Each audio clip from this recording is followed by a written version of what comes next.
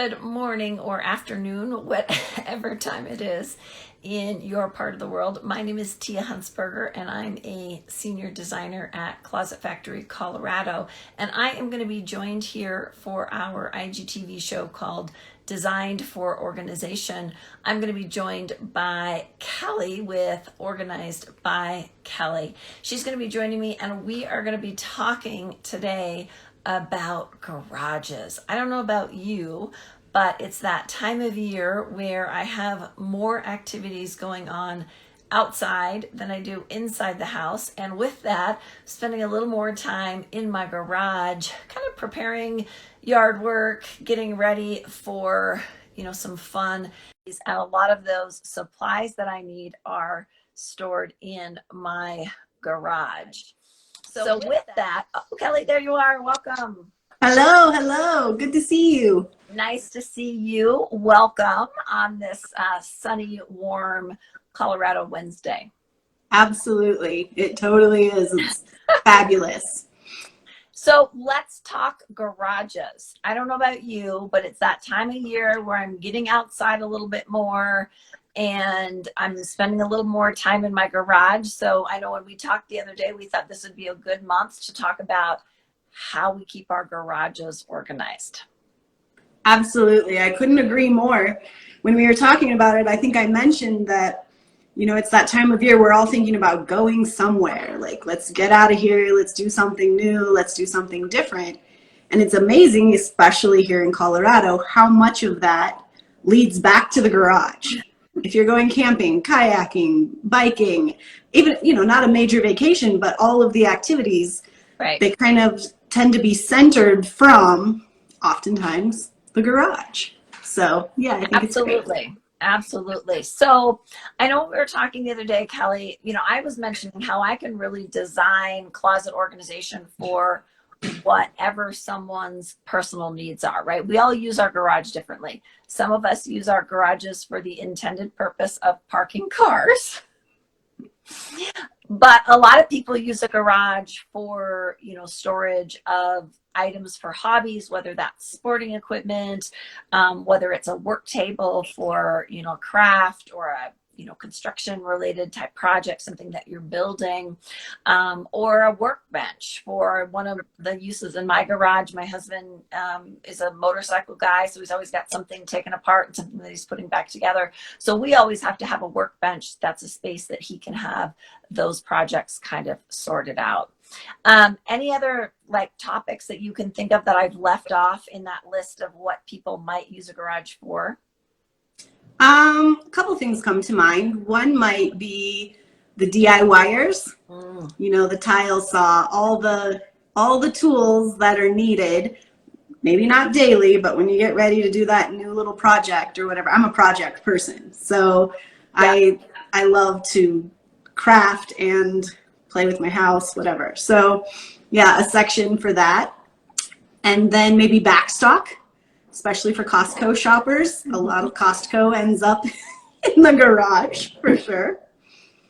Yeah, I often use this term overflow.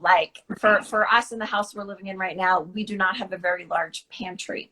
So some of the things that I would like to store in the pantry end up, I have a set of shelves in the garage. So it's things like the crock pot, the air fryer, those things that you don't use that often. You'd like to have room for them in your kitchen, but if you don't, for us, we can just step right inside the garage, grab those off a shelf, and then right back into the kitchen pretty easily.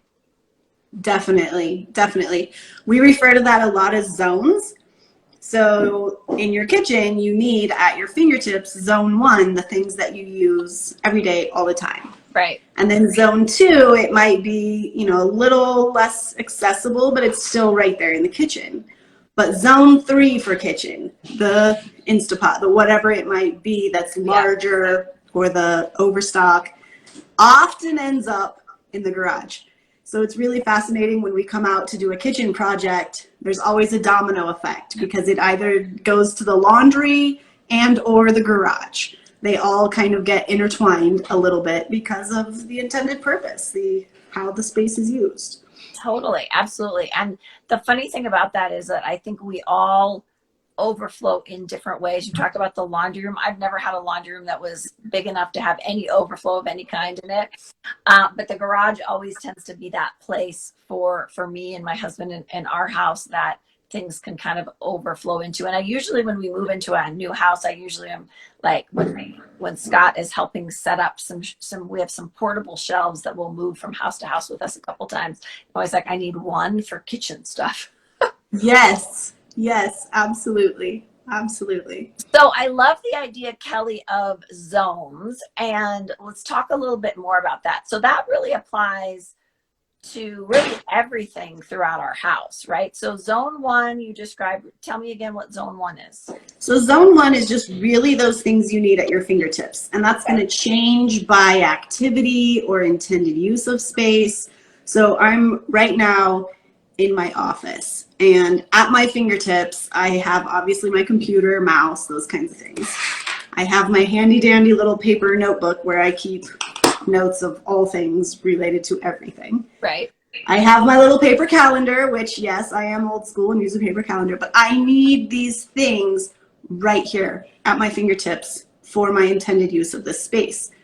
I have a stapler and a printer and those kind of things in zone two. They're around the corner here, so I can get to them very easily, but it's not going to probably interrupt my workflow to step around and grab one of those. Right, things. for sure. And then zone three, I don't really have much of a zone three for my office that I could think of, but let's talk about the garage. Mm-hmm. Say that you are doing something with a motorcycle, your husband. Well, at his fingertips, he probably needs all the little tools to do things with. Right, right. But there might be things like to wash the motorcycle or the extra oil, or I don't really know motorcycles, but whatever those things are, they might be in a higher spot or more of a zone two, zone three, might take a little effort to get to those things, but they're still accessible. They're just not right in that space. And I think the most important thing about that is if we keep our actual workspace, our zone one, free from items that belong in zone two and three, then you can get into that flow and experience that loss of time or whatever it is while you're working on that intended activity. So that's the whole idea behind the zones. Yeah, so let's talk a little bit. Well, first of all, what I love about the work that I do is I don't go in and tell people this is the right way to do it. I ask them questions, I interview them, I listen to them, and then I might give suggestions or advice, but ultimately it's up to them. And what I loved about when you're talking about your zone one in your office is some people don't need a paper calendar and some people do, right? But we get to decide with your structure and advice, like what goes in zone one and what goes in zone two and what goes in zone three. Keli, let's talk a little bit about when things change. Like if I, like say in the kitchen, different times of year, I might be making a cup of tea every morning in the winter, and maybe in the summer, I don't want a cup of hot tea. So my teapot might change places. What's your thought on zones changing, either as life changes or as the seasons change?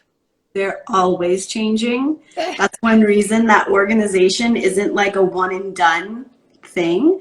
And I know that sometimes people get frustrated because they just want to get organized and then keep it that way. But we all know impermanence, like our lives don't stay static and the same, nor do we want them to.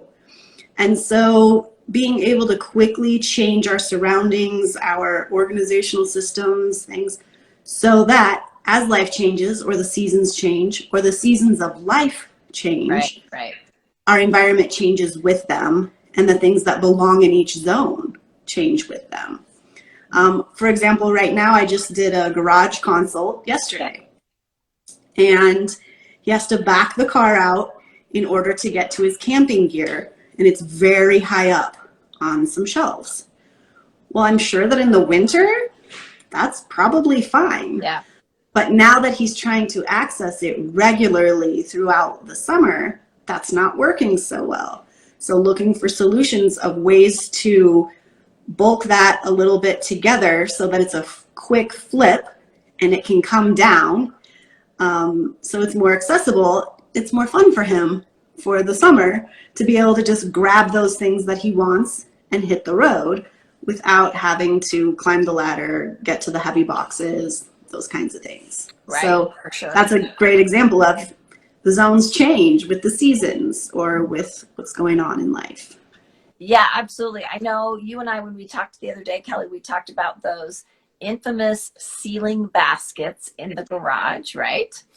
I know they can be hard to get in and out of, but I do think those can be really great for those zone 3, or if there was a zone 7, like the things that you hardly ever get to, like I might use like holiday in could be like zone 7, right? Where you go up in November, you pull it down, you get what you need, and then you put it back up in January and you're done, right? So like 2 times a year is all you need to Right. those things.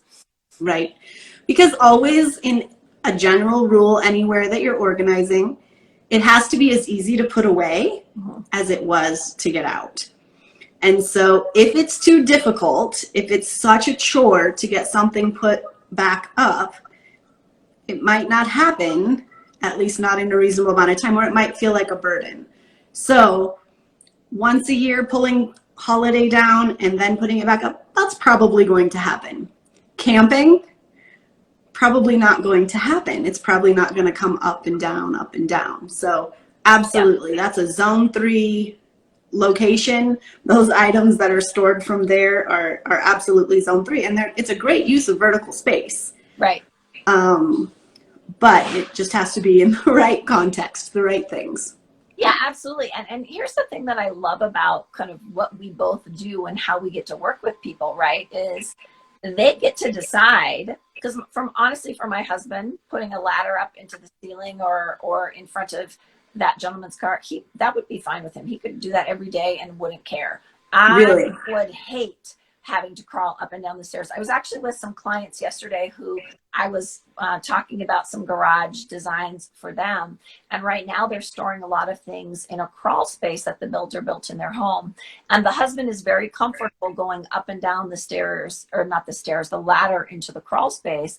The wife is not. She's like, I can't go up and down those stairs. So I think the beauty of what we do is we get to help solve a problem that's so specific to an individual. If they feel comfortable going up and down a ladder or stairs, great. If they don't, then let's find a better solution. Absolutely. For what they need. Because absolutely, we all are very different.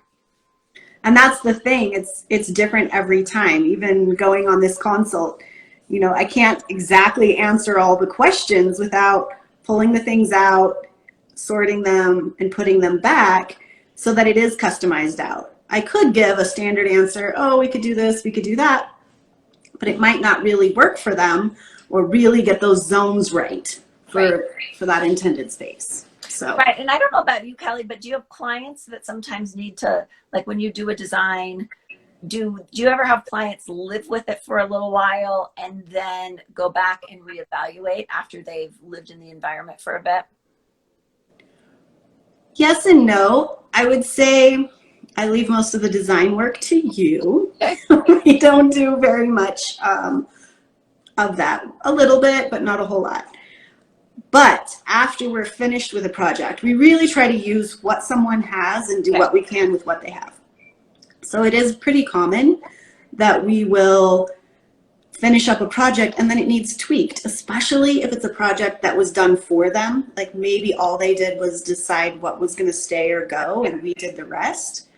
In that situation, it's great to a couple weeks later, a month later, touch base, what's working, what's not working, and make those tweaks right away so that the space is still functional and grows with them. And then we have clients that have us come out quarterly, monthly, etc.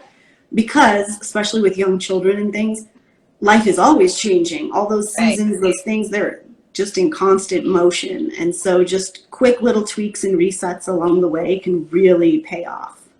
Yeah, so the clients that I was out visiting yesterday, we were talking about some cabinetry, and then they were talking about they've got a very, very tall ceiling in their garage. It's probably a 14, 16-foot ceiling, if not taller. It's very, very tall, which is great. And they felt like they were losing some space up there.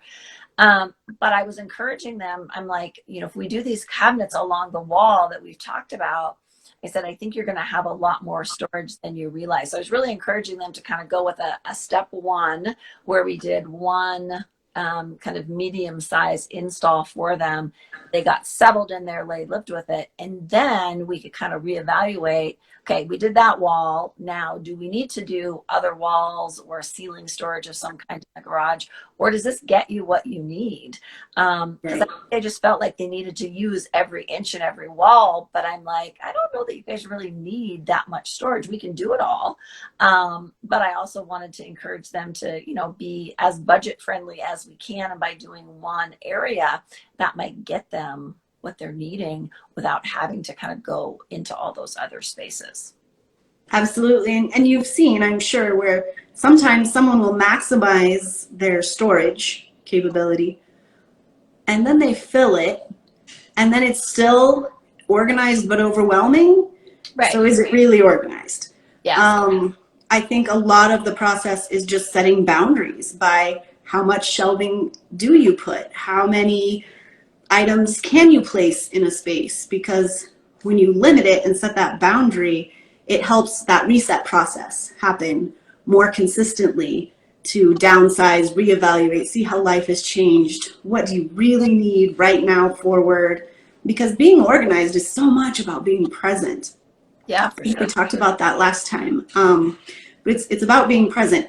And so when you have an overwhelming amount of space to place things, you have an overwhelming amount of stuff in those spaces, whether it's organized or not. That's not really going to achieve the overall goal. For sure. So Kelly, let's talk about some of the specific things that people use their garages for. So we talked about, my husband needs a workbench because he's always got a motorcycle mechanical project of some kind going on in his world. I know a lot of people store sporting equipment, whether that's skis or golf clubs here in Colorado. Kayaks take up a lot of space. There's a lot of kind of sporting equipment that takes up a lot of space. Any suggestions that you have? Obviously, I can build a cabinet to hold golf clubs or skis in. I will also have some wall-mounted systems where those things have a special hook or attachment to hang right on the wall. Any special suggestions you have for sporting type equipment that we store in the garage? I know the one that comes up the most regularly for us is the bicycle storage. And I have seen like the pulley system so that the bikes are stored kind of in the ceiling and then you can just pulley it up and down. I think when you're looking at bike storage, the biggest question is typically the age of the people using the bicycles. Yeah, for sure.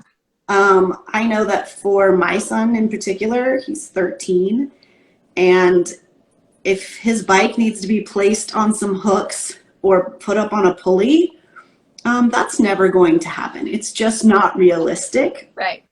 So finding, like, for his bike, especially during the summer, again, it's seasonal, it needs just a place to live on the floor of the garage.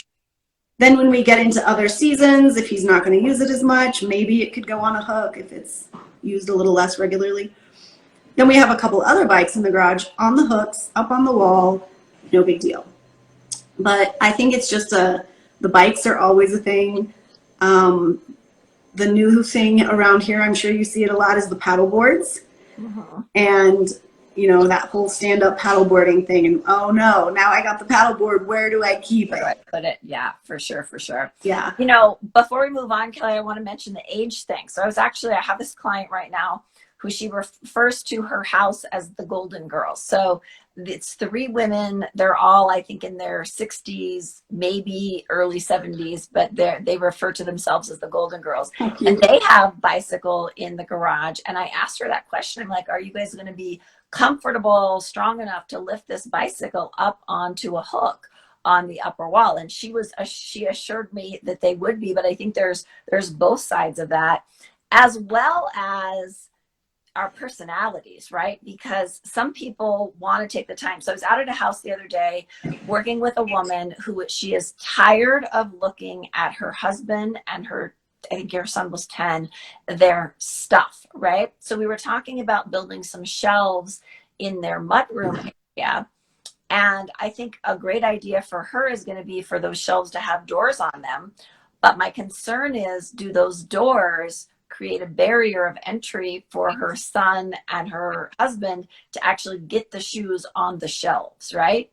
And so it's our personalities, and that's what I love about what I get to do, right? Some people want everything behind a door, and that totally works for them. They don't want to see anything. And other people, I'm one of those, being a creative artist, like I like to see everything. I like it to be organized in a neat fashion, but with that I like to see it all. And if it's a little messy, I'm okay with that, because it's important for me not to lose track of things. What's your thought on visibility or not visibility? Do you think my client's going to get her son and husband to put their shoes in a closet behind the door? No, it's not going to happen. And that's something we come across very regularly as well, because you do have those different styles. And so for some people, myself included, it's very important that I can see everything, because it's out of sight, out of mind, and I will forget that I own it, not realize that I have it, whatever. Right. And I too like everything probably uber organized, like just super, you can see behind me.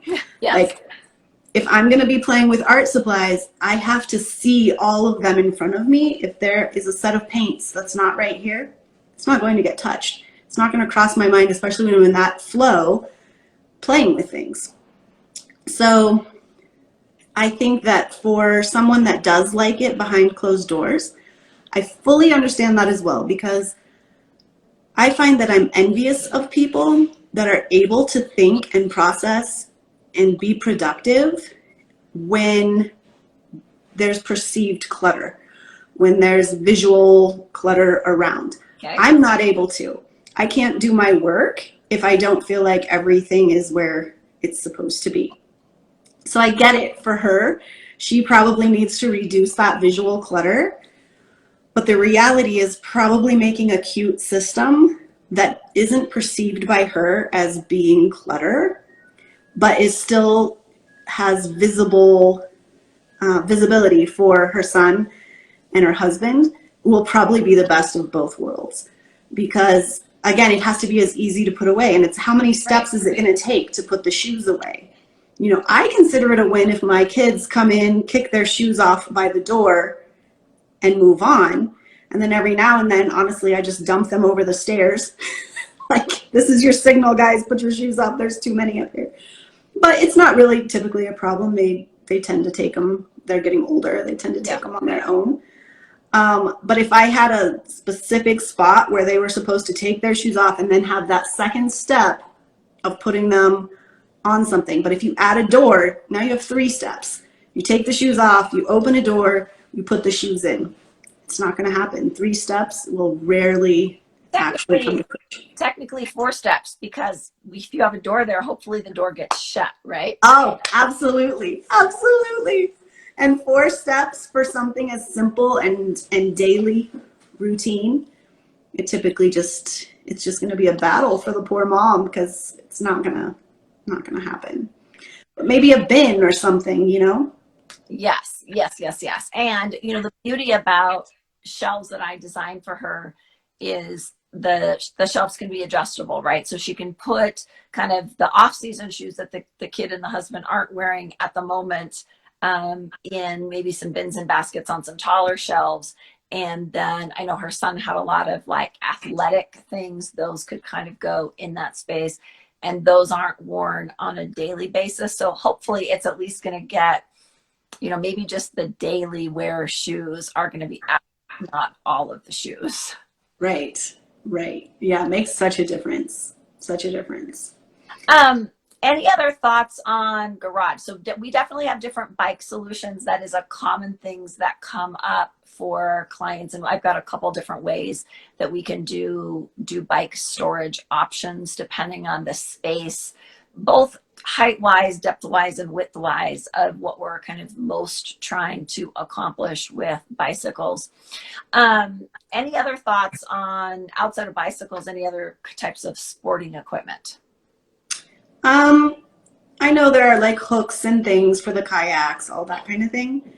I think the biggest thing that I would say about garages is they can kind of become like miscellaneous. And anything miscellaneous can just become a catch-all. Yeah. And that happens so often with a garage. And so in some seasons of life, that might just be what it is. Right. There might not be space for other things. And so it's prioritizing out how you need to use the space in your home, how you need to use the space in the garage. But then also in the garage, if you do have the luxury of being able to identify activities or things that you're going to do from there, I think it's really important to identify this is the space for the motorcycle and those parts that go with that, kind of zoning that in its own. And maybe just figure out the priorities of the top 2 or 3 uses of that space, because everything can't be in zone 1. You can't have 20 zone 1s to do all of the things. Right. So I think it's just taking a step back, looking at, okay, the motorcycle and camping and biking, those are my 3 top things. Those are the things that I want to build the space around so that they can be easily accomplished. And then the rest of it can kind of fit around that. That thing, I think it's Stephen Covey, where he does that thing and he puts in the big rocks in a jar, and then the smaller, and then I think garages are that same thing all the time, of figuring out the most important piece or pieces, and then you get to those smaller priorities as you go. And again, like we always say, it's going to be different for everyone. That's a customized solution. And sometimes people need help just to figure out what those things actually are. Right. Because you can get overwhelmed in all the stuff. So yeah, and I think sometimes people they struggle with a solution, and then they get their mind around one thing that they think is going to work, and then they can't see anything past that. And I'm sure you deal with that a lot, of like, I've always done it this way. And it's like, okay, well, there's another solution. If you're open to it, then, we can share that solution and find another. There's that story that goes around about the woman who cuts the end of the ham off every Easter before she cooks it. And somebody finally, I think her daughter finally one day said, "Why do you cut it off?" And she's like, "Because that's what my mom always did." Well, mom did it to fit in a pan that she had. This woman has a much bigger pan, so she didn't need to do it. But she didn't know that she didn't need to cut the end of the ham off, because that's always the way it was done. And I think, I think all of us, to some point, we have some routines, and sometimes it works to keep those, but sometimes, especially in organization, we have to step back and say, okay, is this solution really the best solution? Is it really working for me? And if not, then let's talk about a different way to make it work. Absolutely. And like just a couple other, I know we're kind of coming close on time, but a couple other things that I think of for garages are, a lot of people want like almost a mud room in the garage. Like you were talking about with the shoes or whatever, but a bench, somewhere to sit down, dump the sporting equipment, those kinds of things. And I love that idea, and I love that space to dump the sporting stuff, because let's face it, in the busy sporting seasons, nobody's going to go put the racket back on the wall and do all these things. They just need that temporary dumping ground. So also just thinking about your mudroom piece of the garage. And I did a mudroom design. It got installed just a few months back for a family that has kids that are younger now. They're going to be in this house for a long time, and they already were feeling overwhelmed by, there's a soccer bag and a football bag and a dance bag and a cheerleading bag, and there's like a bag for every activity. And we did benches with hooks for coats and some shelves for shoes, but we also included some big cubbies where each of those bags could have their spot to go. So they get out of the car and boom, it goes right in there. And then when mom is ready, she can get into the stinky bag and pull out the laundry that needs to be done or whatever it is. But with that, there's a spot where all those things go. So they have a home, and the space is really going to work well for them now while the kids are little, but it's going to work, for them all the way through to when the kids are teenagers, which is really great. Absolutely. I love that. I love that. And then a couple other thoughts that I have are about not really organizing related, but the floor coating can make such a huge difference on a garage reset, and the lighting. Like, I think both of those are often overlooked items, and they're so important, especially depending again on what the activity or the intended use is in the garage. Maybe it's just a workbench light that adequately lights that space, but lighting can make a huge difference. For sure. I mean, that's definitely a space where it can get super dark. And if you're just parking cars in there, you just need enough light to come in and move on. But if you have a workbench, if you're working like your art table behind you, if you didn't have room for that in your office and you put that in your garage, obviously you would need a ton of light in a space where you were doing those types of projects. Right. Yeah, absolutely. So it's the whole package, right? Yes. You gotta pull it all together and just start with what is the intended use of that space. And that's the crazy thing, when I go in and I meet a client, they're often asking me, okay, what's the budget for this project? What should I expect to do, when I'm in a space? Well, closets, it's pretty straightforward because it's hanging, shelves, or drawers. That's kind of the three things that go in closets. But in garages, depending on how people use the space, it's so incredibly different. So that's a harder one for me to just kind of throw out a number, where I need to interview the client, talk with them a little bit more to have a better understanding, to really give them an idea of what the budget might look like. Yeah, absolutely. Absolutely. Looks like we have a listener on here saying she's getting ready to do floor coverings. So that's so exciting. And my biggest thing about that would be, you probably don't want them to be distracting. Something kind of neutral, but also you don't want them to be slippery. Right. I've been in a few garages recently that had their floors coated, and it was so slick just from rain. I thought, oh no, you've got to have some texture to it. Do you have any other thoughts about floor coverings, Tia? Yeah, so at Closet Factory for garages specifically, we partner with an epoxy floor company. If somebody wants their contact information, just message me through Instagram and I can get that over to you. They do a great job, and we work with them often on solutions for garage flooring. But it's so different. Again, it's, if someone's sometimes people use garage space for an exercise area. Obviously, if it's an exercise area, you might want some mats down or something of that sort.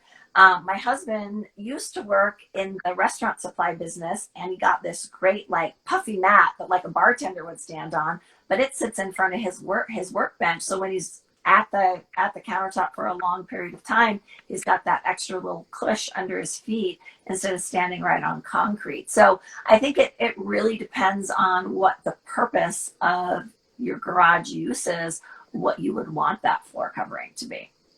Absolutely.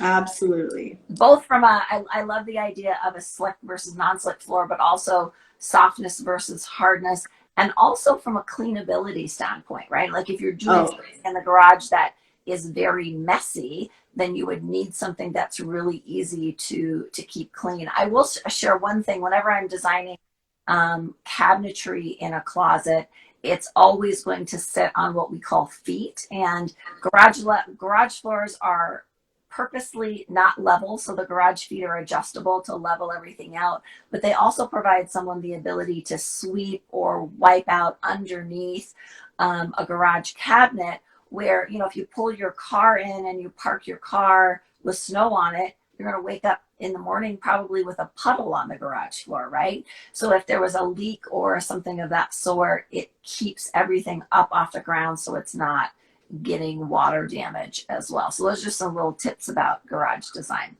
Yeah, absolutely. Great tips. Great Yeah. tips. I never thought about that the floor wouldn't be level on purpose, but you're totally right. That's, of course. Garage floors are purposely not level. And I know some, I've worked in new construction for many years, and I know that's something that people like, my garage floor isn't level. And I'm like, yeah, that's exactly how it's supposed to be. But the idea of that is then if you did have a spill, it's not running into the house, it's running out of the garage. If you had a leak of some kind or something in the garage, it intentionally will slope away from the house on purpose. Makes sense. Makes sense.